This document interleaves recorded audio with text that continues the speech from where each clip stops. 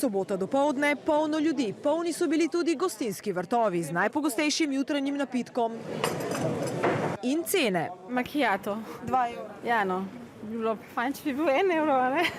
Ja, 2,60 je tam. Kapučino. Se pravi, bela kava, koliko ste rekli? 3,60. Je, ja. Koliko zdaj vi odštejete za kavico tle v centru? Po moje kar okrog 3. Preveč? Ja.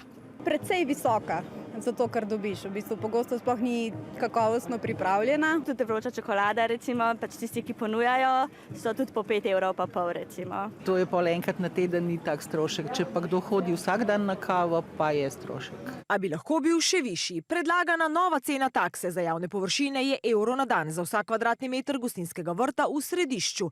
Za 100 kvadratov to mesečno pomeni 3.000. Zdaj stane približno 800 evrov manj. Upam pa, da ne bo šli zdaj v skrajnosti, ne? Kot napovedujejo, da bi se cena kave še povečala. Ne? In gostinci bodo cene kave višje. Ne vem, bomo videli, koliko bojo nam podvignili.